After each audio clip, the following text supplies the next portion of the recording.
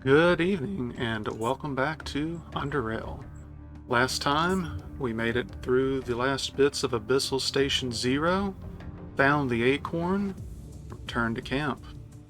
I have since done a few things off screen, as you might have noticed by the 40 out of 64 on the experience bar. We went through the entirety of the Fetid Marsh, or rather I did, off screen as I mentioned. I am convinced that I never did go through the entirety of it before because I'd never been on the other side of that sealed door at Lemco. Hate the Fetid Marsh. Don't recommend doing it, but if you're on an oddity run, lots of juicy goods to be found there. Farmed out some of the serpents for theirs. There were numerous locust hives, so one of them had a rare oddity in it. A few other bits and bobs, a perception check to get into a secret chamber. Whole bunch of nonsense. But got some things in my inventory. And before we worry about the acorn, and rather the fact that we can give it to Professor Oldfield, I'm going to show an interesting event flag that happens once you've gotten the acorn.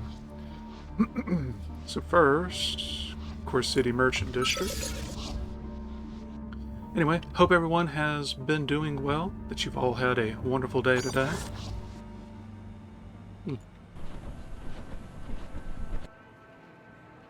Tested out the biology scores. Here we go. Hey pal, got a minute? Let him continue. There's a man waiting for you in Dominating Bar up in the residential area. Name's Aran. Dressed in a black and red cloak, wears a mask, has a sword, can't miss him. Did he say what it's about? No, he only said that I tell you, which I'm doing right now, that it's something important and that you should see him as soon as possible, which means now. Where is this Dominating Bar exactly? Take the elevator to the upper floor, then head east, all the way past Praetorian Security Headquarters. It's a small bar in the southeastern corner. Small, cozy place. A bit empty, though. What do you know about them? A few things, but it's going to cost you, pal. What do you need? And yeah, I'm just gonna leave it. That ain't bringing you food. Oh, it actually brings up a little quest.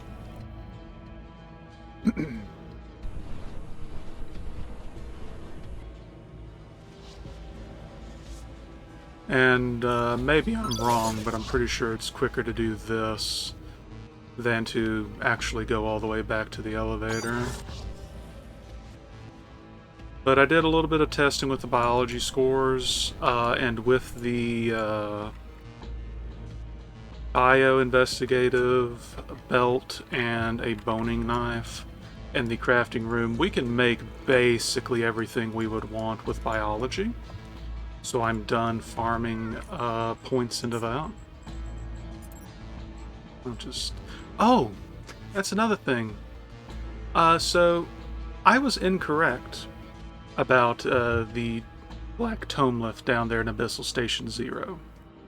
I thought it required way more will than it actually does, but if I had eaten the all-in and then try to interface with it, the 6 and at least a 50 effective in your psionic ability of choice will actually be enough to get a free feat.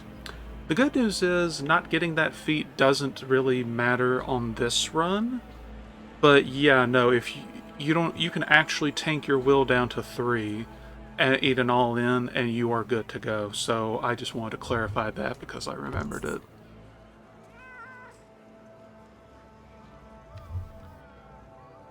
He addresses you calmly, his voice not only unhindered by his mask, but rather sounds more resonant and clear than a voice should be. His right hand rests comfortably on the table. His left remains on the hilt of his sheathed sword at all times. Bacon. The one and only. I'm Iran, a representative of the United Stations, even though I may not look the part. John told me your name. What's this all about? I have information that you've joined Dr. Oldfield's expedition to the Black Sea, and may be in possession of an object called the Acorn. If that is true, the United Stations are very, very interested in this object. They would gladly pay you a generous sum of money for it. No questions asked how you obtained it. How could you possibly know whether I have such a thing? I know. Well, it is true. I have the Acorn. Now, I have no intentions of giving it to Iran. But, oh, well, here you go. But before we do anything else, I'd like to know about what it does. The professor hadn't told you anything about it? No. Very well. There's no reason to hide anything at this point. The Acorn is a device capable of autonomously manufacturing highly complex things out of whatever materials are available to it. I couldn't possibly give you the details of the process itself, but some of the things it is capable of producing cannot be accomplished by any other means, at least not easily or as well. You must already be thinking, what can I do with such a thing? But the truth is, you can't do anything. You can't open the container. It has a quantum near-field lock that can only be opened by a coded signal. A coded signal lost in time. And the lock is so advanced, not a single one has ever been fooled.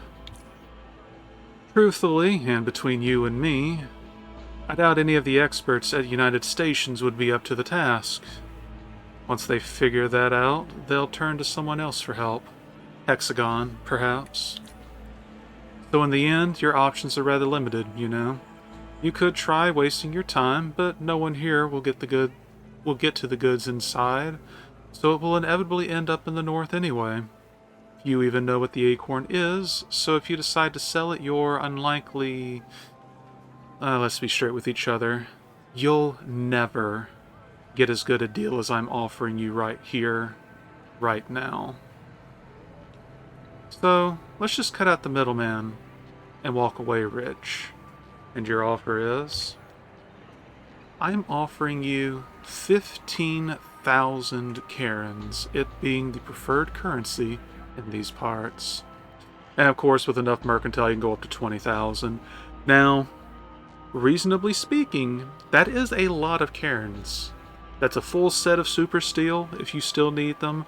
If you have not bought a proper jet ski, which, considering this is after you finish the expedition, it's kind of pointless, you could go and buy literally any jet ski you wanted. I think you can get the Devastator for 15. So, yeah. That's the thing, though. We don't need money anymore. We can craft the best gear, we got a surplus, and if I really needed money, I could go and sell all the crafted weapons, or junk weapons we found, right? So no deal. The Acorn stays with me. Listen, if you're still doubtful as to how important the Acorn is to us, Bacon, ask yourself this question. Do I look to you like someone who'd leave South Underrail without it? He pauses, then continues. Don't be stupid. No deal. Then we're done here. But we're not done. We'll meet again. Now, if you'd excuse me. You know what? Wait, what's so important about the Acorn anyway?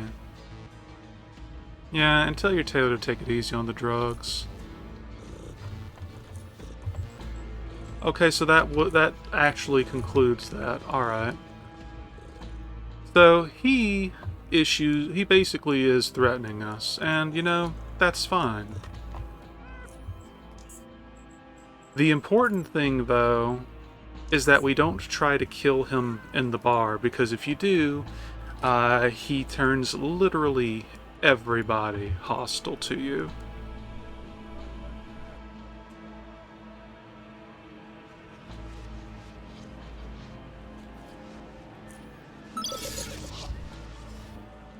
Now, the reason why you would want to neutralize him is, if you notice, there was a dialogue option about his sword. He has two very unique pieces on him that I will be glad to take and show off momentarily, but for the time being, our hands are tied.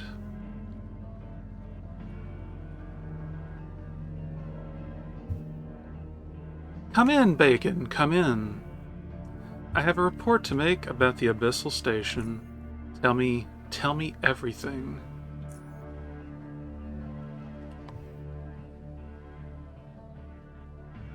Both the professor and the chief listened to your story of descent into the abyssal depths of the Black Sea, arrival to what is a dilapidated monument to both the Lemurians' ability to adapt and survive, and to their ironic, almost paradoxical inability to do just that. In silence, they wait for you to finish, and then, after I destroyed the Shadowlith, I got back to the submarine and successfully surfaced.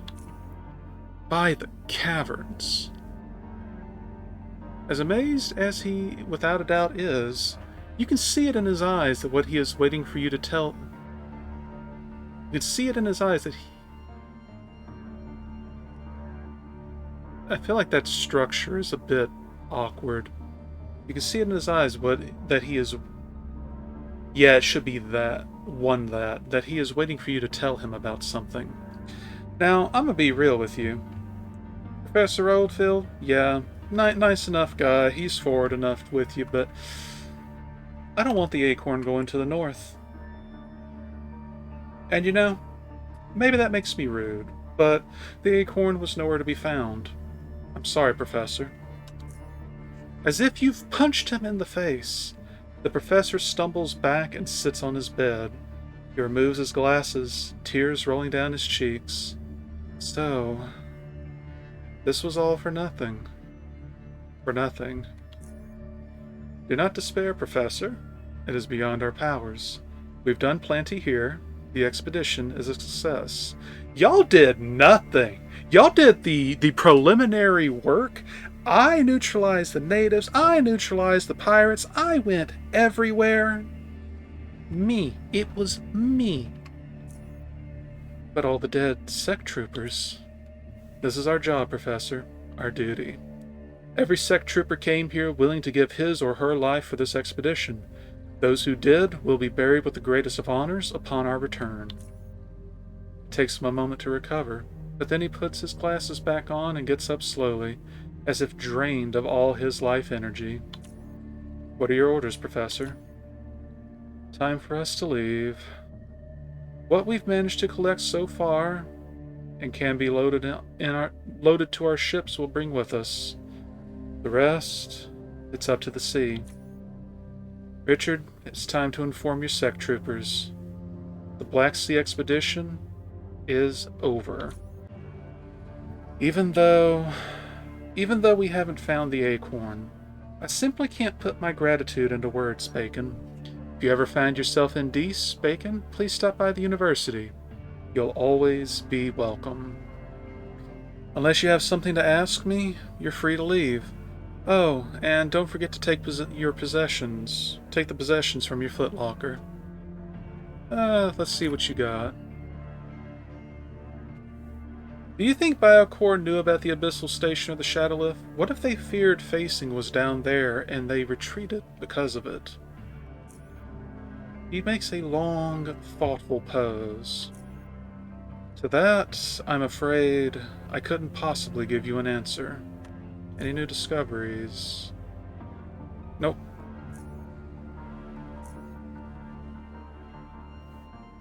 Okay. So nothing new. And with that, we should be done with everything in the black. Okay, do something with the acorn. With that doesn't have to be done here. Bacon, is everything in order? Yeah, this is a lie. This is a complete-ass lie. I don't like you, Briggs, but we'll be polite. Just wanted to say it was a pleasure being a sec trooper, sir. Salute him. You did excellent work, sec trooper. You are the reason for this expedition's success, and I would like to take this opportunity to thank you personally. You are hereby dismissed from your duty as a sec trooper, Bacon. Now pack your bags. We'll be moving out soon. Hey, we get one more. They seem to be having another discussion and are unaware of your presence. Listen. So, Marky, this is it. We're leaving the Hell's Gut. He nods. Yes, yes. Silence. It was horrible. Pipe working. Since we arrived here, we've had to deal with bugs and giant serpents, them toxic crap tubes, disease, sickness, dominated by stinking germs, native attacks, chalk zoners, pirates, sea zoners, food shortages, pipe-working can deals. But frankly, Tone, He takes a deep breath. I really miss some hardcore grinding. His eyes flare up. That's the... Oh, damn. That's what I wanted to hear from you, Marky. Unadulterated, straight to the point grinding. He looks up through a hole in the tent roof. If there is anything good about you, Hell's Gut, it's that you made this man just a bit less la-di-da. Thank you, Hell's Gut. Thank you. So, Lily... He shows his ring. Nope, Maria. Oh well, as long as you're getting some. Lovely lady posterior. Huh. You can sound cultured when you do want to, eh, Tone? Hey, Tone ain't no bone, boy, yeah?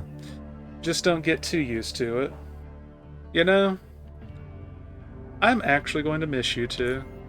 He nods. Now, as much as I like hanging out with you two, I can't wait to get out of this pipe-working place. He cleans his forehead with a handkerchief and squeezes it by his side. Yeah. Anything you need before the laborers start taking things out? Yeah, Marcus. Give me my paycheck. 1,000 coins. Don't waste it on brewing hookers. And we're going to exchange...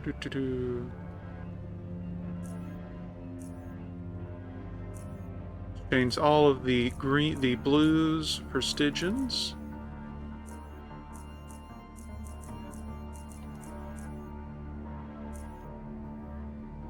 Now, if you weren't doing... Oh wow, we got so many mentors now.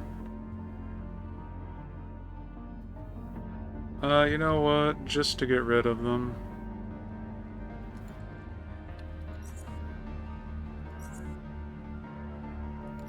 There. Oh, that's too much for you, ain't it?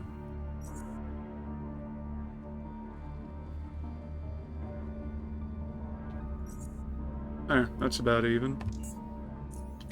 And then exchange the coins, the dollars, for coins again.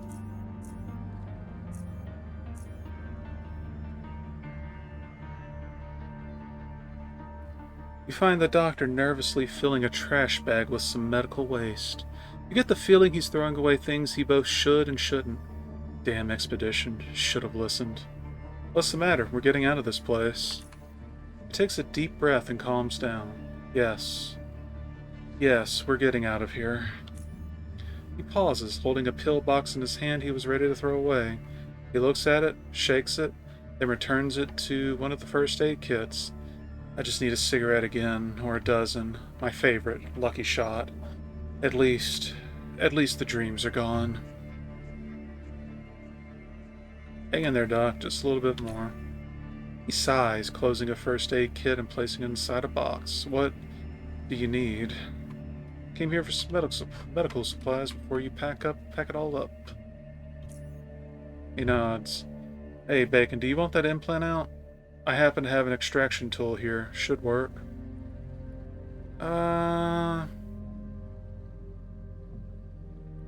It doesn't really matter. I'll keep it as a souvenir. It's your call. If you change your mind before we pack up, see me.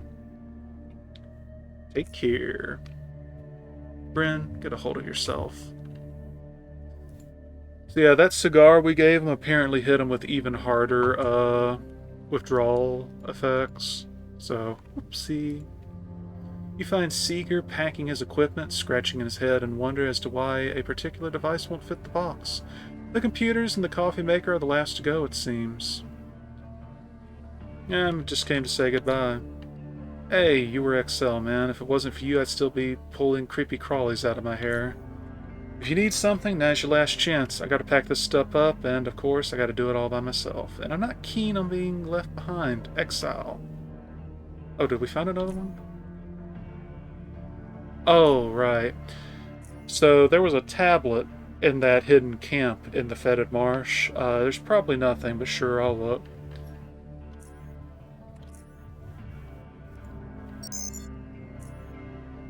Marsh NPC. Nothing on this NPC but a game about some siphon-like amphibian jumping across rivers. Crashes after a couple of seconds of gameplay. Copied the high scores for preservation purposes. So... Frogger. Literally Frogger.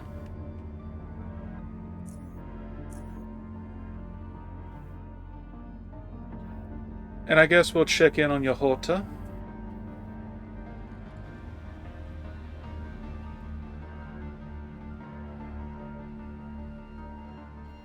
So they will, in fact, leave. And the place will be deserted then. Guess it's time to leave this place. It's been too fraggin' long. You don't have anything special to say.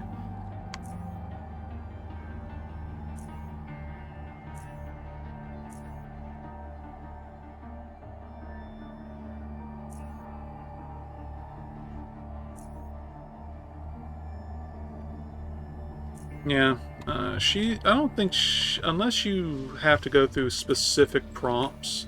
I still see them? Okay. Unless you go through like specific prompts, maybe you'll get better responses, but she feels like the least fleshed out, like even compared to Briggs.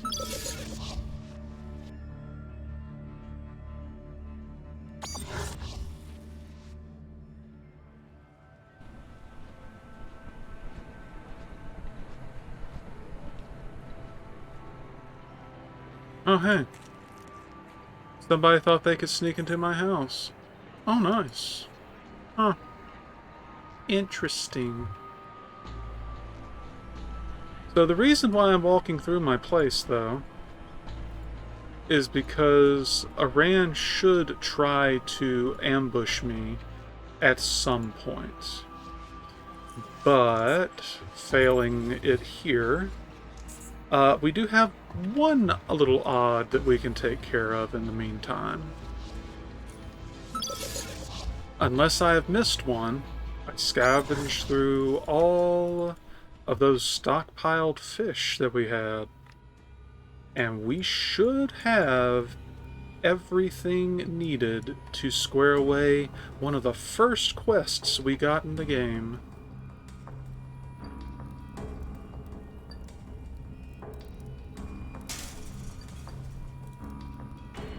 You again. About that fishing challenge. Yeah, I still need to see you catch basically everything. Caught an anglerfish. Takes a look at it. That's an anglerfish, alright. Look at them teeth. Black dragon. Black as coal. I know a guy who caught an albino one in one of them wet caves far south of here. Bastard. Demon squid. He touches the squid's tentacles a few times before nodding. Good. Good. Fine specimen. Ghostface. Very good, son. I remember when I caught my first Ghostface. It was in the cold caves of... very good. Mini-head. He leans forward, mouth open. Huh? Then he looks at the mini-head. Oh. Oh, good. Got that one, I see. Pentapus. 1, 2, 3, 4. Yeah, it's all there. Nice. Phantom jelly. This is indeed a real phantom jelly. Some folks can't tell the difference between these and the specter jellies, but it'd be obvious to anyone who's not a damn rookie. Good work. You still got more to catch, blah blah blah. Caught a shrimp. Takes a careful look at it. Yep, you got it. Well done, son. Slackjaw. He smells the fish, frowning as he does so. That's the smell. When you buy these, they mostly don't smell this bad. I don't know what they do to them. Still, you caught this one. Good work. And a walking fish. He nods in approval. Not bad. Just don't let it walk away. He laughs. That's a joke. Old but gold. Well, it appears you've caught them all. Well, he stares at you. I'm waiting. He maintains his gaze, but eventually it shifts towards the fishing rod. His hand beckons you to follow him. Come here. Let him show you the trick.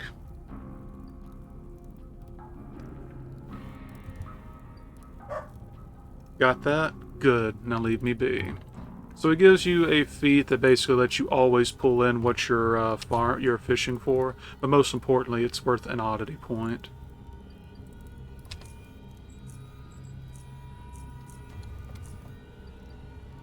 So I'm just...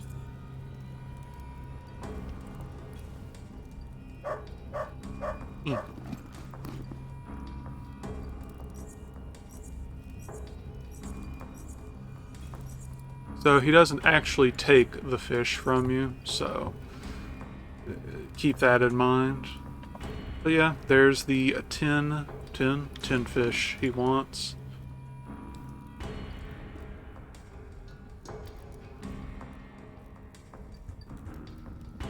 And other than the acorn, let me pull open the list. This should be all quests that we have picked up. Now, I will note there are more quests. I am aware of some here and there. There's even one at the rig. Oh, I need to go and take care of Kokoshka's thing, steal it from him. That should be worth 2. But that said, we are easily within guaranteed level 30 from the oddities in... Whew. Core City had a lot. We easily have enough for the to get enough in the last area, which...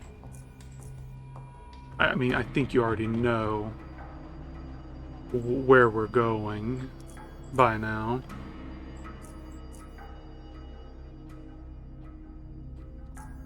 All right. I'll see if I can't catch Iran. Actually, we do have one more thing we can do. Kinda could just, you know, go sell the thing. But then again, I don't know what happens if you sell it and you haven't dealt with Iran yet.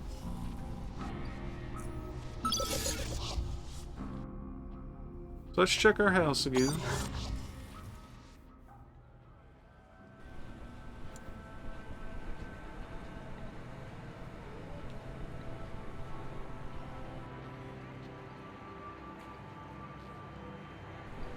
Now honestly, if he were to try and attack us, the basement would easily be the best place.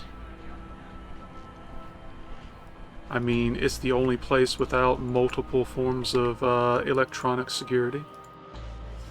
But let's head back to the Black Sea Expedition Camp.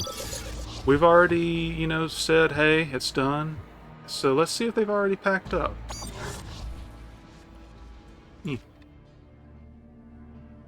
Yep. They are gone. They do leave your little, this is where your specific box would have been.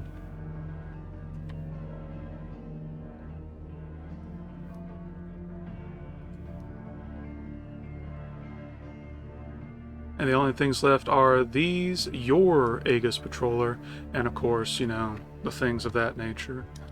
So,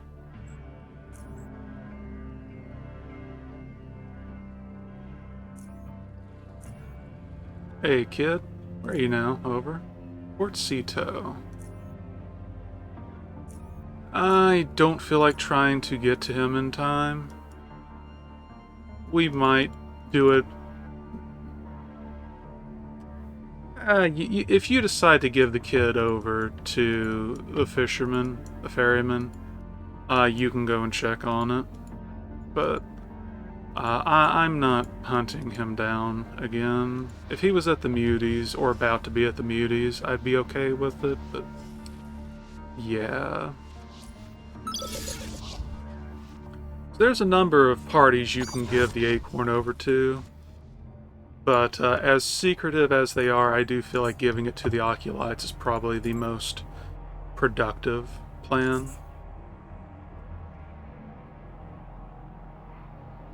Oh yeah. Yes. I met your cybernetic client at the Institute of Chord. Interesting. But you did not come here just to tell me that. It seems that both him and me are after the same thing. I thought you could answer some of my questions. I have no answers for you. He would have told you everything you needed to know then, there and then, if he wanted to. If he told you nothing, then nothing is what you deserve. For he is my client, we've made a contract, and it's keeping my lips sealed. Have you forgotten how we do our business, Bacon? Do not pursue him. I do not inquire into things that do not concern you. Do you know what this is? Show him the ethereal torch. He looks at the device carefully. It looks like an artifact of the Godmen. Where did you find this? Pardon me. It used to be a shard before it transformed into this. A shard? Where did you find this shard? A ferryman in the Black Sea used it to kill one of the giant savage natives there by throwing it at him. I retrieved it from the savage's corpse. I see. It seems to be part of a Godmen monolith. I have seen and been in possession of pieces similar to this before. This Godmen technology is a strange thing, yes. They seem to put their data, machines, tool, and maybe some living conscious minds inside these big packages that are the monoliths we see scattered across the world. Maybe they do so in order to protect their possessions from those such as we, as retrieving them is both difficult and very risky, and somewhat a random process, especially when it comes to the devices themselves. So you say this device was once a monolith chipping, a shard. How did you manage to transform it? I just got really drunk and somehow I did it. I see. Well, in any case, I do not know what this device is exactly, but it looks like it can be used to project some kind of force. It could be a weapon. Have you tried using it?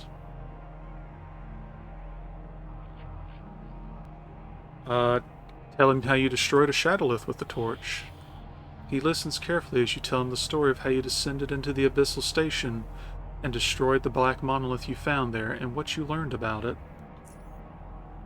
You've never come across anything resembling the type of monolith you describe. It's unfortunate that you could not bring back to me a sample of it due to its weight. Perhaps we'll have to organize an expedition to that place at some point to learn more about what exactly took place there. Tell him about the totem stone you destroyed. He listens carefully as you tell him about the Temple of the Savages and how you destroyed their totem stone. We are aware of their presence there. We're going to keep a close eye on how your actions affect them going into the future. I'm curious of their connection to that stone. You ain't got much work to do because they're done. Tell him how you killed a savage king in his void spirit form. He carefully listens as you tell him about how you struck the savage king down twice. I do wonder what exactly was that void creature that returned bearing his image. Was it really him?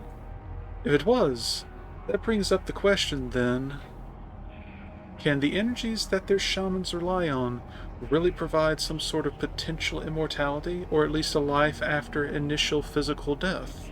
Tell him how you killed a void creature with it. He listens carefully as you tell the story of how you, yeah, curious. I think I beheld something similar back when we did some crude experiments with the Godmen monoliths. Perhaps at some point we ought to organize an expedition to that place and see if we can learn more from them. Tried using the device and it does appear to be a weapon. As I suspected then, yes. It doesn't sound like it was particularly devastating, according to Godman's standards at least. Have you heard of the Acorn, aka ACONR? Acorn. His voice resonates with curious recollection.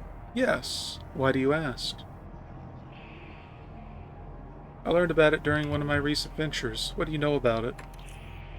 Seemingly, it is just a modest square container, but within it lies technology so advanced it's beyond the comprehension of even the smartest minds in the world, the majority anyway. Thus, it's a very valuable thing, yes. Now, besides finding out about it, did you also, perhaps, find it? As a matter of fact, I have it here. Acorn. An actual acorn. He looks at the container, its printed name and symbol, marveling at its every feature. I never thought I'd see one in person. And I say beforehand, so here, it's yours. He inspects the acorn, rotating it from side to side. Then he looks at you, the coded signal. For the quantum near-field lock, I don't have that, if that's what you mean. You know about it? Yes, for the lock. All acorns have it, but perhaps I'm asking for too much. These locks are practically impenetrable, but there is time. Isn't there some other way to open it? Acorns have the ability to self-destruct in case someone tries to physically open the container.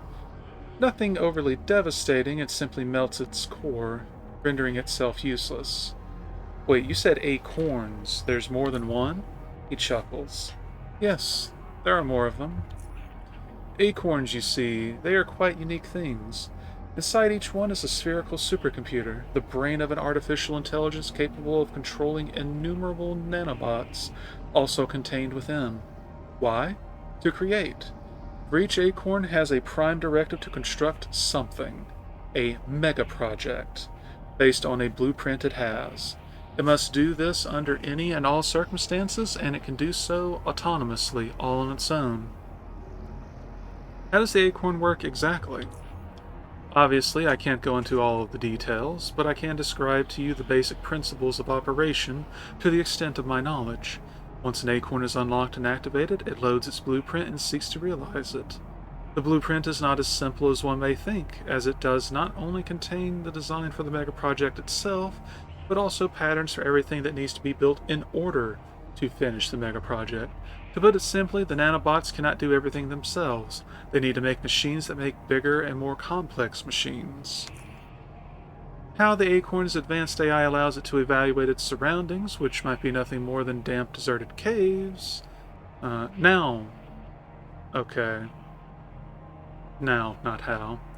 This would mean its nanobots would have to adapt to seek raw materials on their own, manufacture machinery, essentially, develop all the necessary technology from scratch. The acorn will often need to establish an external source of electric power. Its starting energy stores are immense but finite, and it needs the means to defend itself and its work as well.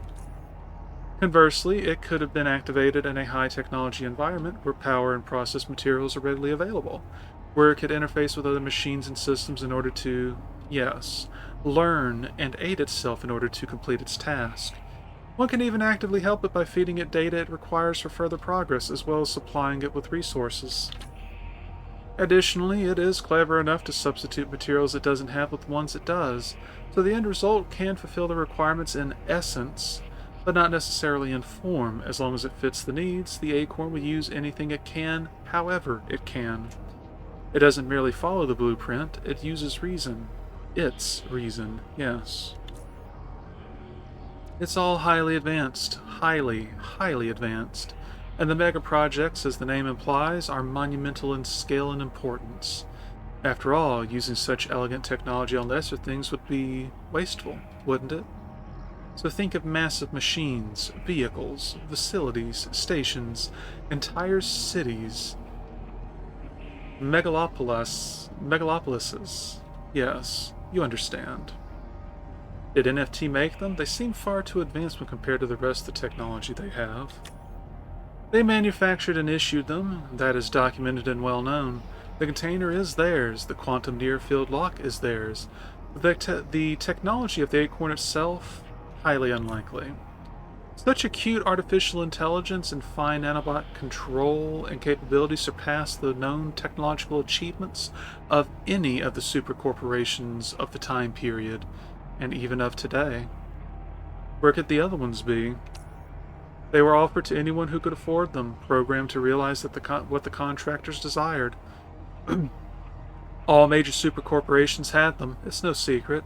Saying acorns were abundant would be ridiculous, but there is good evidence that they all had at least one, at one point or another. But where they are now, that is a question I cannot answer. This one's the first to be discovered, after decades and decades. What are you going to do with it? Observe. Study it. It is unusable without the coded signal, a state in which it may remain for years to come, but even in dormancy, it can teach us plenty. For now, we have it. We have it. Alright, let's talk about something else.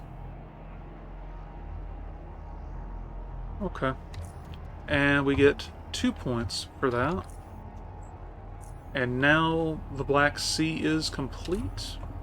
And we are sitting at 43 out of 64. So I'm going to save again as a precaution. Now let's head back home.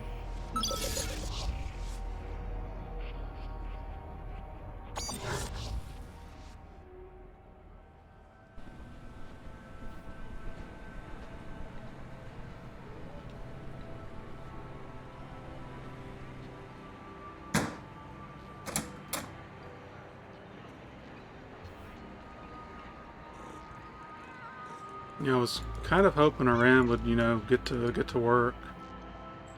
But he... Okay, he is gone.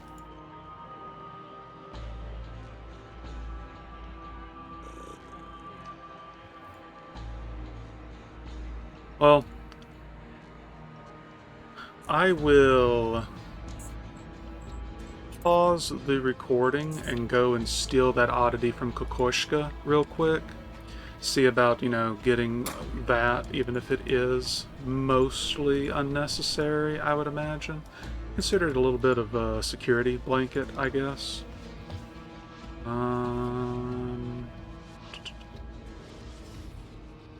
Rail crossing would probably be the closest one. And we will resume either once Aran attacks us, or once I have my preparations done for our next destination. Actually, yeah, once the preparations are done, because we are getting up there on time, but I wouldn't want to stop the recording completely just yet. So I will see you all momentarily. And welcome back. I've already geared up. Aran never did attack, even though, well, he had ample time, I feel. We are currently basically at capacity. 210 out of 210 with the good fist.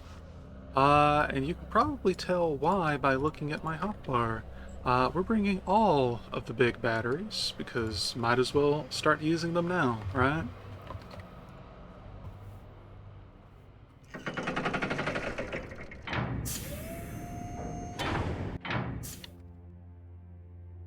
So you might recall, oh, well, there you go, there's your reminder.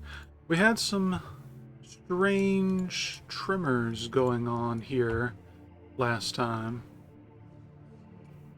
So we're going to go and investigate because they came from the west.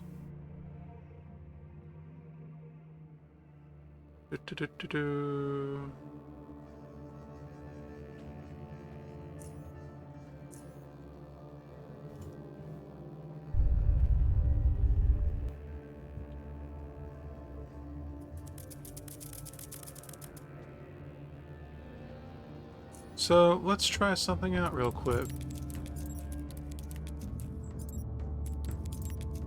One of the things I prepped are these third eyes. This boosts perception for the sake of finding things by 3. Apparently 7 ain't quite enough for that.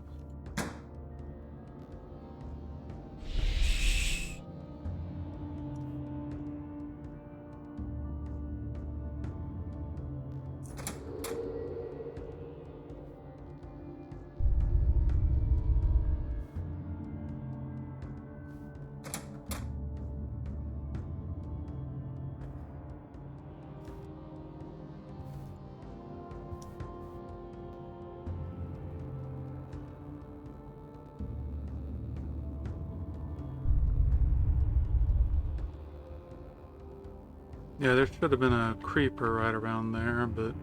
Or excuse me, not creeper, crawler, but... Ain't got time for that.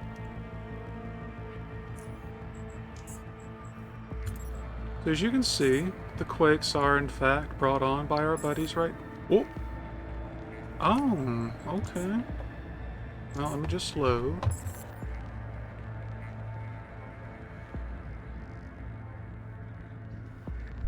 I want to pull away from their perception.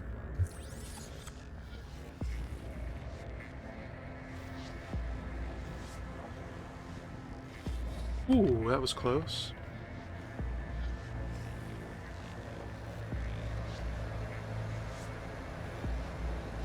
You notice glimmering light finding its way through the pile of collapsed rock. Perhaps you can take a peek through one of the openings and see what lies outside. Take a peek. Woo! They are ready.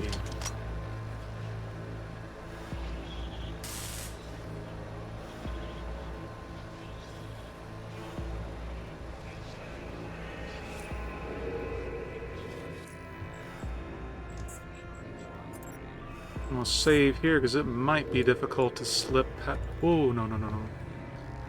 5.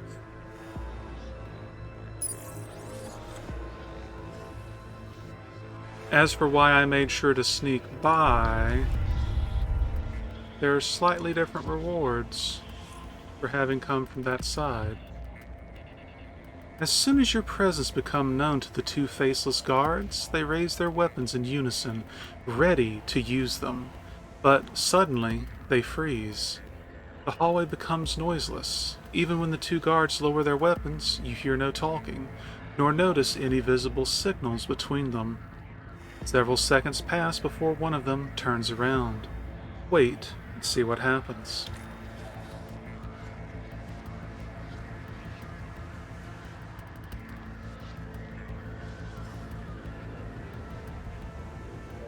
The nearing of yet another armed faceless invokes a strange feeling of familiarity, and only when he finally stops right in front of you do you remember. He's the injured faceless you rescued back in Core City. Indeed, you recognize his damaged mask. With each passing second, you seem to recall every little dent and scratch on it. As the puzzle solves itself in your head and completes that very image, you notice how every red wound has now been replaced with a pale scar, and how that bleeding cylinder on his arm has now been straightened out and is now in line with the other 2. Other than the fact that he is in a much healthier condition than used to be back then, there is yet another major difference between this encounter and the one from Core City. One you notice as soon as he reaches underneath his mask, makes a subtle twisting motion, and begins talking to you with a synthesized voice. Greetings. If you value your life, you will leave the Institute of Chort at once while there is still time. Wait, what's going on here? What are you doing here? There is a brief pause as the 3 faceless stand in silence, motionless, staring at you. The pause feels longer than it actually is, but ends once you are spoken to again. The invasion is imminent. The Institute of Chort will soon be overrun, and everyone inside eliminated. You helped me in Core City. I still live because of you. And for this sole reason, you will receive this warning. Now leave.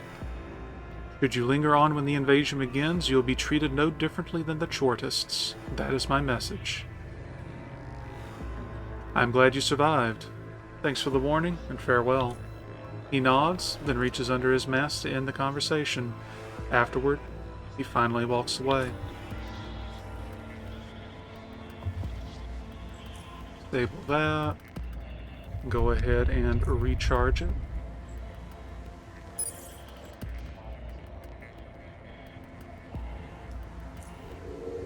That's the reason for the tremors. Unfortunately, there's no ass blasters in this set of tremors.